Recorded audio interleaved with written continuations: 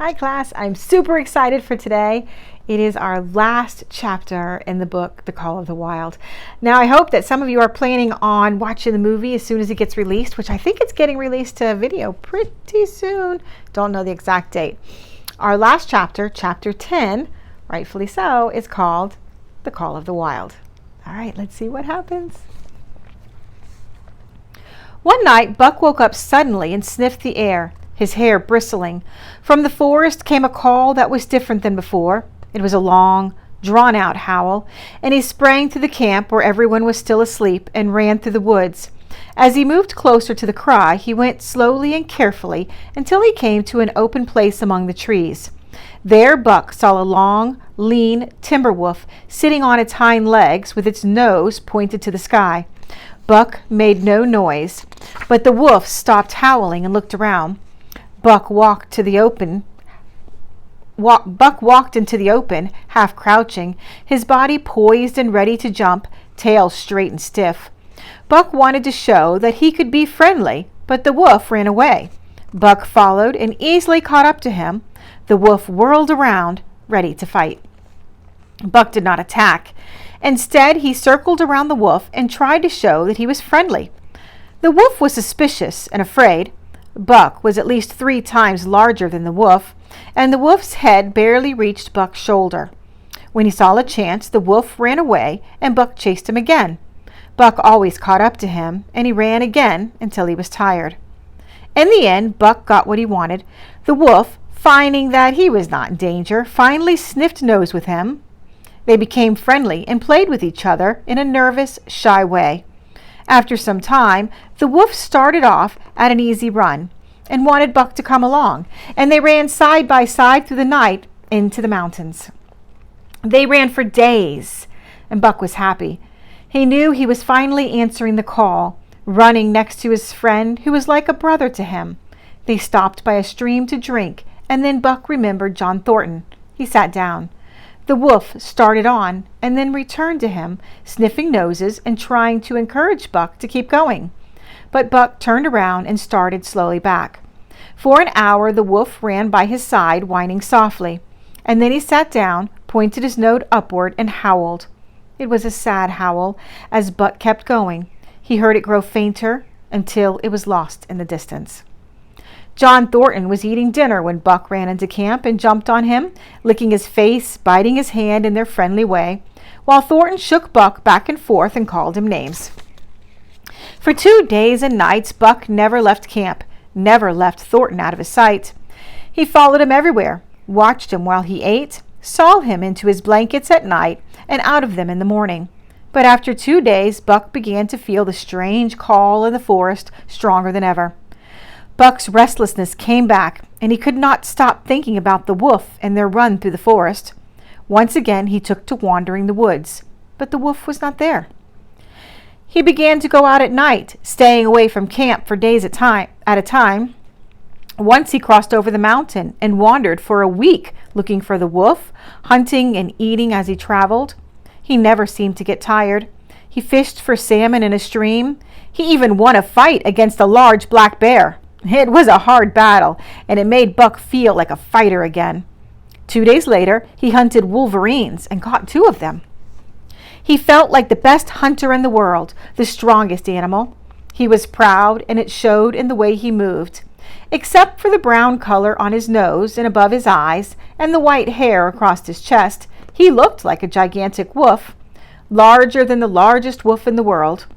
Buck's father was a St. Bernard, so Buck inherited his size and weight from him, while he had inherited his shape from his mother, who was a shepherd. His nose was long like a wolf's, but it was larger than a nose on any wolf, and his head was shaped like a wolf's head, but it was 3 times larger. He was as cunning as a wolf, and he was smart as a shepherd and a St. Bernard. All this, plus experience gained in the north, made him as strong as any animal that was in the wild. He could respond to the sights and sounds as fast as lightning. As quick as a husky dog could leap, he could leap twice as fast. He could see movement or hear a sound and respond in less time than any other dog needed just to hear the something. His muscles were powerful and they snapped like steel springs. "There has never been such a dog," said John Thornton one day as he and his partners watched Buck marching out of camp. "After he was made, the mold was broken," said Pete. "By jingo, I think so myself," Hans agreed. They saw him marching out of camp, but they did not see what changed as soon as he was hidden in the forest. He stopped marching. He became a thing of the wild, creeping softly. He knew how to hide, to crawl on his belly like a snake, and, like a snake, to leap and to strike. He could catch birds in their nests, rabbits as they slept, or squirrels in the air as they jumped. Fish were not fast enough to escape him. Sometimes he enjoyed sneaking up on squirrels, and when he almost had them, he would let them go and watch them run away in fear to the treetops. As the fall came on, more and more moose appeared. Moving slowly down the valley, Buck had already hunted a small one, but he had wanted a larger and a more difficult animal to catch, and he found it one day near the creek. 20 moose were traveling there, and their leader was a great bull moose with a mean temper. He stood over 6 feet tall, and his great antlers were 7 feet from tip to tip. His small eyes burned as he roared with fury when he saw Buck. Buck hunted and chased the moose for days, and while he did this, he felt a change happening in the land. Other kinds of life were coming in. He could feel it in the air. He did not see or hear anything special, but he knew that the land was somehow different, that strange things were wandering there. He decided to give up hunting the moose and investigate. He started back to the camp and to John Thornton. He broke into a run and went on hour after hour, never losing his way, heading straight home. While Buck ran, he became more and more aware of something new. There was something alive in it, different from what was there this summer. The birds talked about it, the squirrels chatted about it, and he could smell it in the wind. Several times he stopped and sniffed the air of the morning, as if reading a message. It had made him run even faster. He felt that something bad was happening, or it already happened, and as he dropped down into the valley towards camp, he moved carefully. 3 miles away, Buck found a new trail that made his neck hair bristle. It led straight towards the camp and John Thornton. Buck hurried on swiftly and silently, every nerve alert to see what he sensed. All the animals in the forest were quietly hiding. He followed a new scent into the bush. From the camp came the faint sounds of many voices rising and falling in a sing-song chant. Creeping closer, Buck looked to where the cabin should have been and saw something that made the hair on his neck and shoulders stand up. A tribe of natives, known as the Yeehats, were dancing around the cabin, which had been burned down. Thornton and his partners had set up camp in the natives' territory without knowing that they would be seen as invaders. The Yeehats had attacked and won the fight easily. They were celebrating their victory when they heard a roar and saw an animal rush at them that they had never seen before. It was Buck, hurling himself like a hurricane. He chased and hunted them. It was impossible to fight him off. He was moving too fast, and he was terribly angry. The Yeehats panicked and ran into the woods, calling Buck an evil spirit. And Buck felt evil as he chased after them.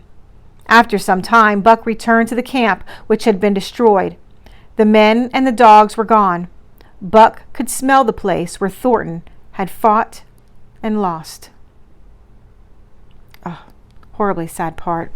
We just found out that the natives killed John Thornton and burned down the camp. All day, Buck roamed around the camp, but he did not know what he should do. He only knew that John Thornton was gone. It left an empty space in him like a hunger, but it ached, and he knew that food could not fill it up. Sometimes he felt proud that he had been able to chase away the men who had invaded the camp. He had hunted men, and he realized that they had been easier than the other animals he had hunted. Men were only dangerous when they held weapons. From then on, he would never be afraid of men again unless they held ropes, arrows, or guns. At night, a full moon rose high over the trees, while Buck lay sadly near the water. He sensed something else moving in the forest. He stood up, listened, and sniffed the air. Far away there came a faint yelp, followed by several more yelps. They grew closer and louder. It was another call, and this time Buck was ready to follow it. John Thornton was gone. Buck had no more connections to the world of men. A pack of wolves entered the clearing, and in the center of it, waiting for them, stood Buck. They were amazed. He was so large that they stood still for a moment and stared at him. Then the bravest one of them leaped straight at Buck.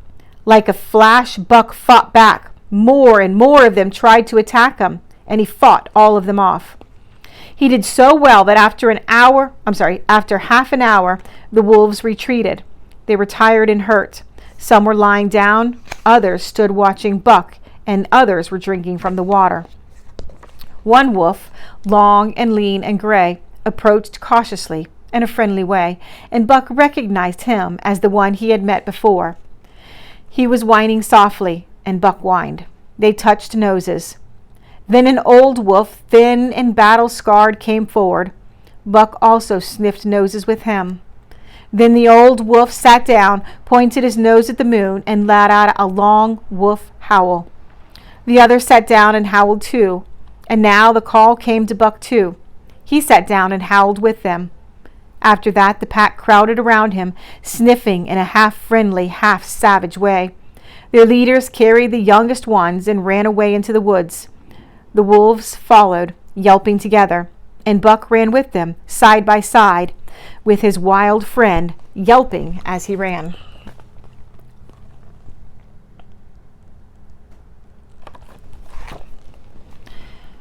And here may well be the end of the story of Buck, the dog who had once loved nothing more than to lie in the sun in Judge Miller's big house in the lush Santa Clara Valley, was now long gone.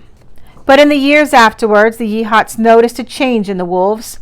Some now had splashes of brown on their head and nose, or had a long white patch along their chest. The Yeehats tell stories of a ghost dog that runs at the head of the pack. They are afraid of this ghost dog because it is smarter than any animal or man and can steal from their camps, rob their traps, and escape their best hunters. Each fall, the Yeehats move through their territory. There is a valley that they never enter, and they tell sad stories how an evil spirit came one year and chose to live in that valley. In the summers, there is one animal that travels out of the valley. It is a great wolf that is larger than any other. He crosses through the forest and comes down to an open space among the trees. Here, yellow dust and rocks lie on the ground, old, broken sacks, with long grass growing around them and hiding in them. Here, the great wolf thinks and mourns for a while, howling once, long and sad, and then he leaves. But he is not always alone. When the long winter nights come and the wolves follow their prey into the valleys, he can sometimes be seen running at the head of the pack through the moonlight, leaping above the other wolves, his great throat howling as he sings the song of the pack. Their story is done. What a chapter. The last chapter is hard to read. John Thornton, as you guys know, is one of my favorite characters, and then now he's gone. He was killed, and so this allowed Buck to finally answer that call that was kind of growing inside of him, and that call was to be wild, to be a wild animal out with the rest of the wolves. And he has taken over a pack of wolves. Sounds like he's the leader. Sounds like he now has babies that have taken after him too, the same colorings as him.